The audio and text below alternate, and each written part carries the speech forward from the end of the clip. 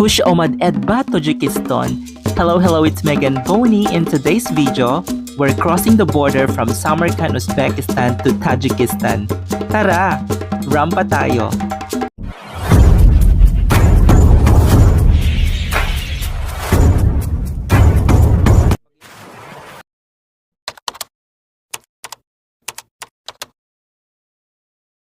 So ayan, ito yung kailangan yung ilagay papuntang border ng Uzbekistan tsaka Tajikistan, Jartepa checkpoint. So yung comfort 138,500, 600 plus yan. And meron ding mas mura. Hindi ko alam kung itong start na to. Send a package here. Sa comfort na lang tayo. Tapos meron akong chinek, Uzbekistan, Tajikistan, iba palang lugar yon. So ayan, magbubook na ako at ibusin ko lang tong coffee ko and mag-check out na ako. Mag-check out na ako dito sa aking accommodation sa Registan Hostel dito sa Samarkand. Ayan, nasa taxi na ako papuntang border sa Jartepa papuntang Tajikistan. So 1 hour yung travel time, malayo-layo pa. 600 plus yung lumabas na amount sa Yandex na comfort, pero bibigyan ko ng tip yung driver ng 100 something pesos. So mura lang yun. Malayo-layo pa yung forward.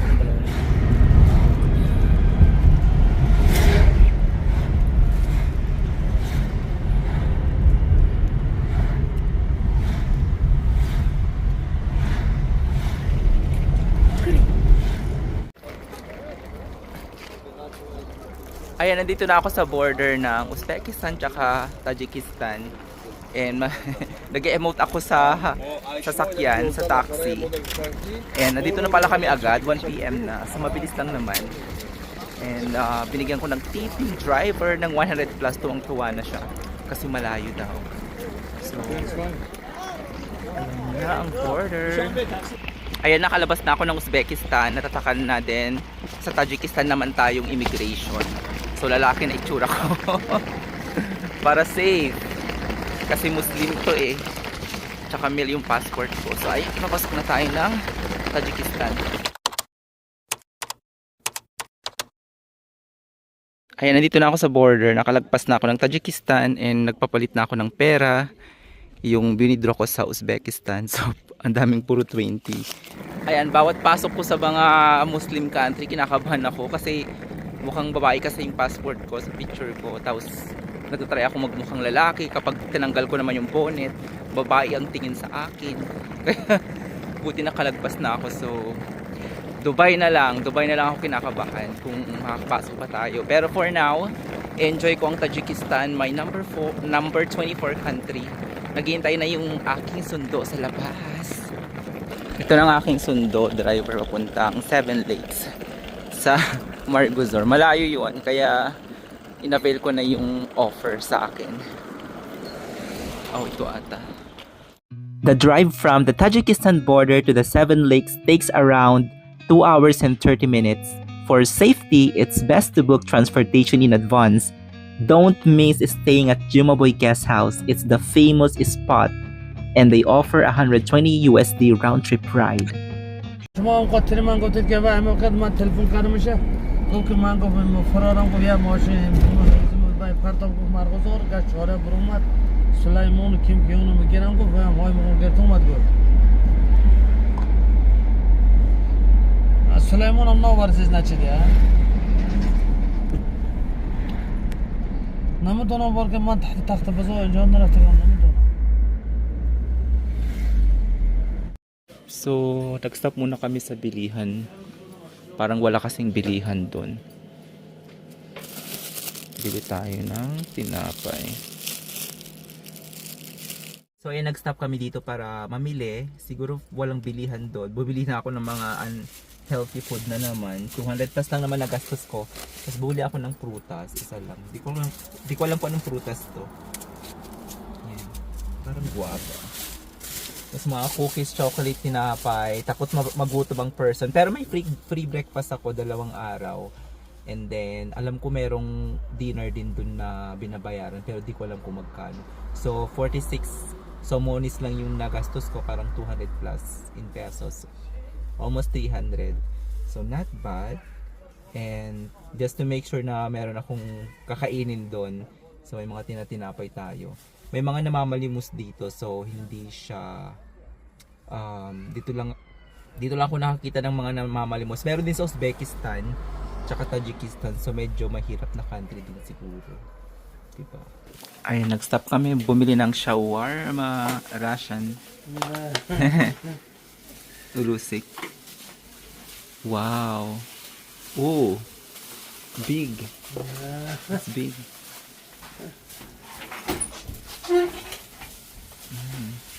Ang laki, oh. Big.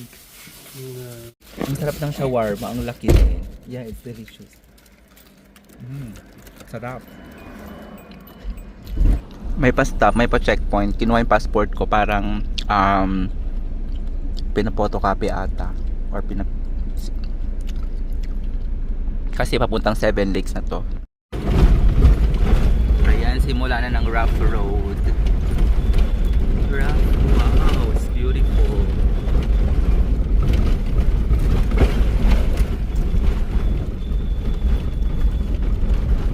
Ayan.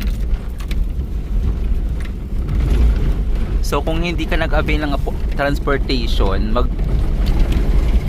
maghahanap ka ng taxi na mas mahal papuntang 7 Lakes, or meron atang parang shared taxi dito, pero maghihintay pa kayo na mapuno.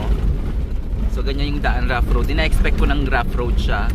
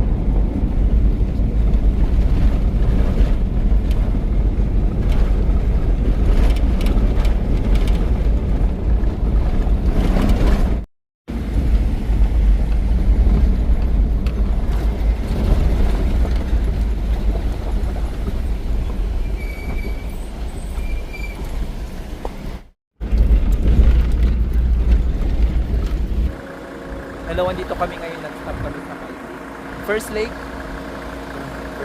dito sa Margozor, sa Tajikistan and Panjaken. Ito yung aking driver, Rusik. Yeah, spasiba. Sige, punta na kami. Malamig na dito, mainit sa baba.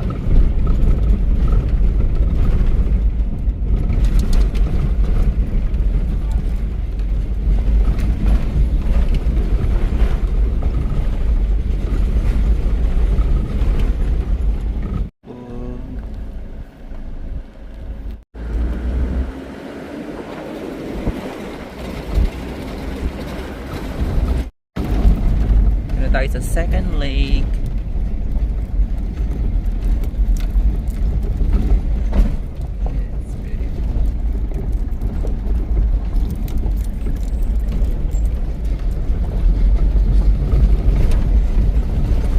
Dito na ako sa second lake, dito sa Panjaken second lake.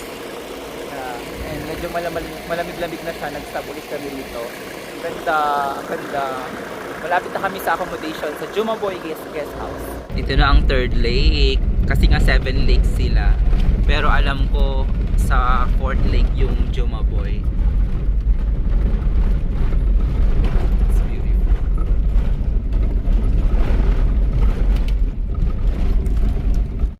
Ito na ang fourth lake dito sa Panjaken, Tajikistan. Juma boy. Yeah, Juma. Oh, Juma boy. Yeah. Ju- Watch that photo. Yeah, it's the fourth lake. Wow.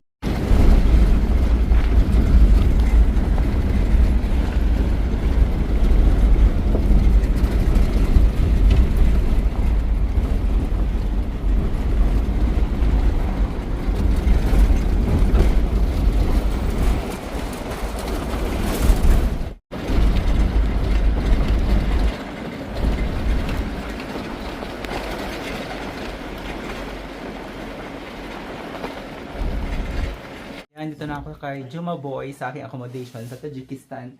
Sa Marguzar, Panjakent. Namilo ako ng room ko yung may pa-view. Ganda.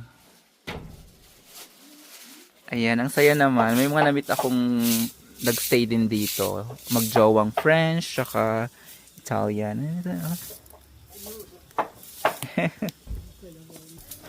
Nabit ko na si yung may-ari ng accommodation and ng pogi-pogi niya. Ayan, yun yung room ko. Yun, dito. And may pa-view siya. So, ang pogi ni Kwan, nung may-ari, Muslim pangalan niya pala, yung Juma Boy, yung accommodation lang. Galing siya sa bundok, naganap ng signal kasi nag-worry daw siya. And since sinend ko naman yung picture ko kahapon sa driver, so alam niya na itsura ko, and walang kuryente ngayon, 6 PM pa daw. And ina-expect ko naman na walang signal, wala talagang signal. Sabi niya whole day walang signal. So ayun, pasok na tayo ulit. So ayan, nandito na ako sa aking room, dalawa yung bed. Pero yung binook ko is para na rin siyang private room. Maraming room siya actually. Tapos the same price lang naman daw yung mga rooms dito. Nakuha ko siya ng 2 something, mga 2-3 in pesos for 2 nights. Not bad. Kasi malayo itong itong Marguzar. Malapit na siya sa 4th Lake. 7 lakes kasi, diba? Tapos, yung transportation is 120 USD. Back and forth from Samarkand.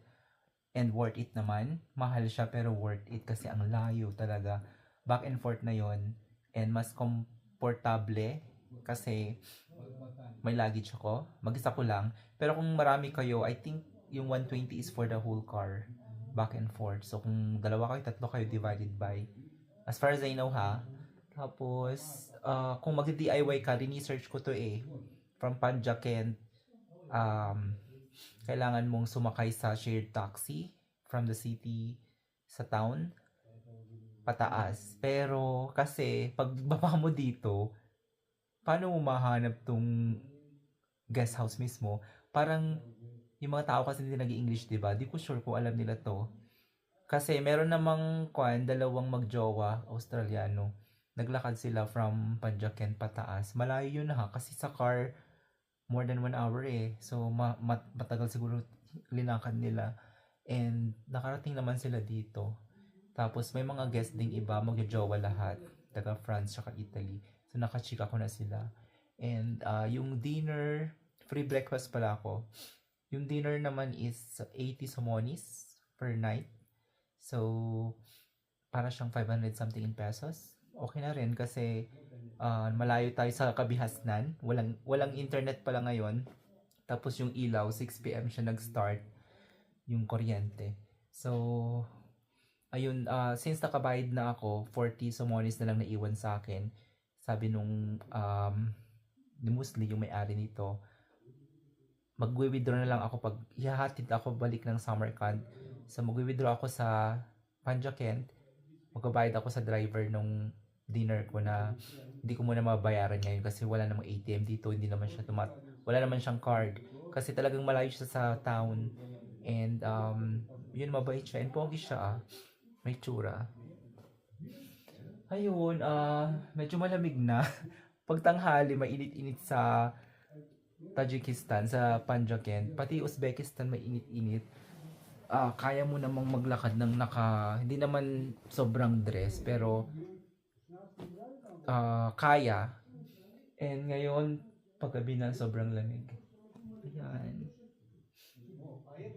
And excited lang ako kasi new experience ito and nakita ko yung daan from Samarkand border, from the border to here. Ang ganda ng view, yung way, and talagang mas komportable pag may sarili kang transportation na in-avail from here. So ayan, mag-dinner kami ng 6:30 siguro, sabi niya. So wait muna ako. I'm so excited to see the 5, 6, 7 lakes tomorrow kasi nakita ko na yung 4. Dito lang yung 4, malapit lang siya dito. So ayan, higa-higa muna tayo. Yes, so we have. It was nice. Yes, really nice. Are you coming from Tajikistan? No, we're coming from Uzbek as well. We stay here 3 nights Oh, okay. and have some trekking Okay. for a day or. And that's just the start of my adventure at the 7 lakes in Panjakent, Tajikistan. I can't wait to show you more in the next vlog. Thanks for watching, spasiba, and see you soon.